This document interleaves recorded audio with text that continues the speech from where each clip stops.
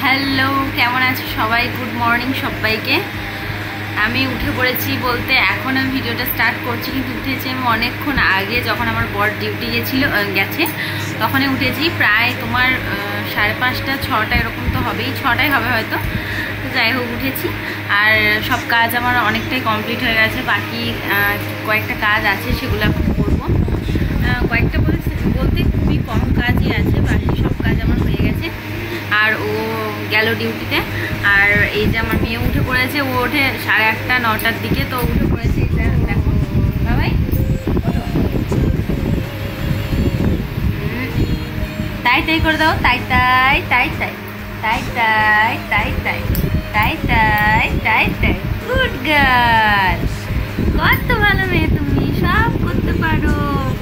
তোমার দাঁত কই দেখি তো, দাঁত দেখি তোমার তো সব দাঁত উঠে গেছে।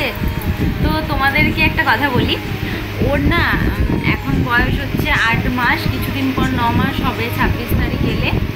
তো ওর কিন্তু এখন মানে কটা দাঁত বেরিয়েছে, ওপরে 4টে দাঁত আর নিচে 6টা দাঁত বেরিয়েছে। সব দাঁতগুলো কিন্তু বেরিয়ে গেছে, আরও 2টো বেরোচ্ছে পাশাপাশি।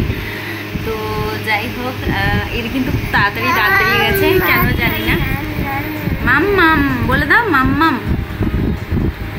তো চলো এখন কাজগুলো সারবো। রান্না বান্না করে নিয়েছি, তখনই টুকটাক কিছু রান্না করে নিয়েছি, কারণ একে নিয়ে আমার রান্না করতে খুব অসুবিধা হয়।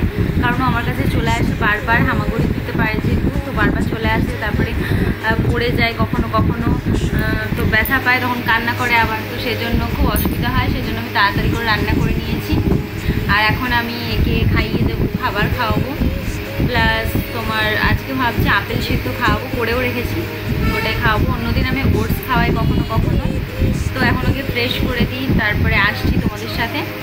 তো চলো এখন পর্যন্ত টাটা। আর কী করি, ঘর মুছতে বাকি আছে, ঘর ঝাঁটও দিয়ে নিয়েছি, বিছানা গোছাবো, অনেক কিছু করতে বাকি আছে, যেগুলো এই ঘরের করা ছিল সেইগুলোই বাকি আছে, বাকি সব হয়ে গেছে। তো চলো টাটা বলো, টাটা বলে দাও, টাটা টাটা। পারো না? তাই তাই তাই তাই তাই তাই, তুমি তাই তাই করতে পারো, তুমি টাটা করতে পারো না। তাই তাই তাই তাই তাই তাই তাই তাই। সকালে রান্না বান্না হয়ে গেলে না অনেকটা ফ্রি লাগে, তো সেই জন্য আমারও আজকে মনে হচ্ছে যে অনেকটাই ফ্রি আছি, কারণ রান্না বান্না তো হয়ে গেছে। আজকে আসলে আমার প্রত্যেক দিন ঘুম ভাঙে 8টা 9টার দিকে, আজকে অনেক তাড়াতাড়ি ঘুম ভেঙে গেছিলো, তো সেই জন্য আজকে তাড়াতাড়ি উঠে পড়েছি। সেজন্য সব কাজ করতে অনেকটা লেট হয়ে যায়, কিন্তু আজকে যেহেতু তাড়াতাড়ি উঠেছি তাই আমার রান্না বান্না কমপ্লিট। এখন শুধু বিছানা ঝাড়া, ঘর মোছা, ঘর ঝাড় দেওয়া, এইসব কাজগুলো রয়েছে। নিজে স্নান করা, মেয়েকে স্নান করানো, খাওয়ানো, নিচে খাওয়া, এইসব কাজগুলো তো আছেই, তো এগুলোই করব। আর এখন বিছানাটা ভালোভাবে ঝেড়ে নিচ্ছি, তারপরে সব কিছু করবো আস্তে আস্তে। তো তোমাদের সাথে আজকে শেয়ার করছি, যেহেতু অনেকটা টাইম পেয়েছি, তো সেই জন্য ভাবলাম তোমাদের সাথে শেয়ার করি, নইলে তোমার ব্লগ ভিডিও হিসেবে বানানোই হয় না। তো তোমরা কিন্তু অবশ্যই জানাবে লাস্টে যে ভিডিওগুলো তোমাদের কেমন লাগছে, অবশ্যই জানিও আর লাইক করে দিও। এই বিছানা গোছানো 1 মিনিটও থাকবে না, যখনই মেয়েকে নিয়ে আসবো তখনই সব এলোমেলো করে দেবে। তবুও আমার ভালো লাগে যে বিছানাটা গোছানো থাকলে খুব ভালো লাগে দেখতে, তো সেই জন্য গুছিয়ে রাখি। আর এদিকে আমি কিছু খেলনা দিয়ে দিয়েছিলাম, এগুলোই খেলছিল ও। খেলনা বলতে খেলনা নিয়ে তো খেলে না, যেগুলো উল্টোপাল্টা জিনিস সেগুলো নিয়েও খেলে। তোর সাথে আমি একটু কথা বলছিলাম। মাথায় লেগে যাবে, মাথায় লেগে যাবে। আমি ভাতটা বসিয়ে দিয়ে চলে গেছি, আমার মনেই ছিল না যে ভাতটা হচ্ছে, আবার এসে জল দিলাম, ভাগ্যিস লেগে টেগে যায়নি। আর এদিকে আমি বানিয়েছি হচ্ছে দেখো উচ্ছে ভাজা, আর আজকে বানিয়েছি পোস্ত, এই দুটোই আজকে বানিয়েছি। আর এখানে আছে আমার বেবি মানে আমার মেয়ের খাবার। আর এখানে তোমার এখন খাওয়াবো আর কি আপেল সিদ্ধ আর খেজুর ভিজিয়ে রেখেছিলাম রাত্রেকাল।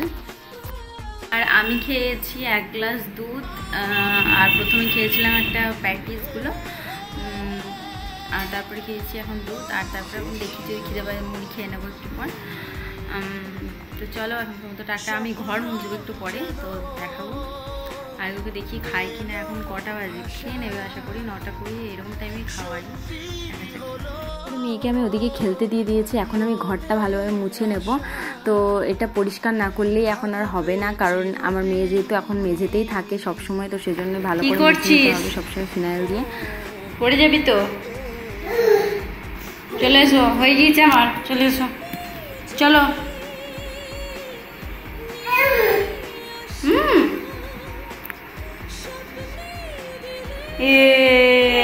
তারপরে এদিকে মেয়েকে স্নান করিয়ে দিয়েছি, আমিও স্নান করে নিয়েছি। এখন আমি ফ্রি আছি, তো এখন বসে আছি, একটু তোমাদের সাথে একটু ভিডিও শেয়ার করছি। তারপরে আসবে তোমার দাদাভাই, চলে আসবে।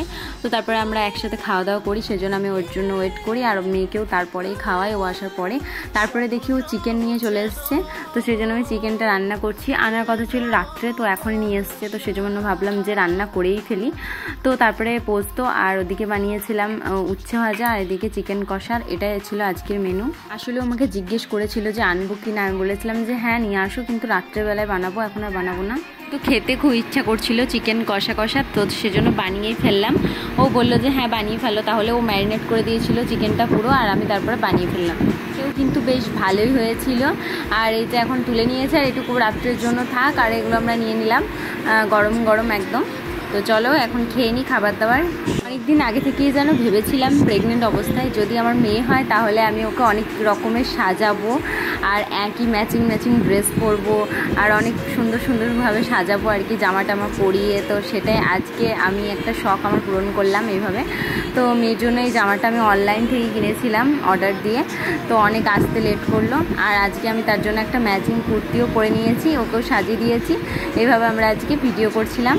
তারপরে সন্ধ্যাবেলায় মেয়ের পাপা এসেছে, তো সেজন্য আমরা তিনজন মিলে গল্প করছিলাম, ওর কিছু ছবি তুলছিলাম, এগুলোই করছিলাম, হাসি মজা করে কাটছিল আজকের সন্ধ্যেটা। তো আজকের ভিডিওটা তোমাদের কেমন লাগলো অবশ্যই কিন্তু জানিও। আর আমি এখন ভাবছি বেশিরভাগই ব্লগ ভিডিও দেবো, তোমরা অবশ্যই দেখো, আর কেমন লাগছে কিন্তু জানিও।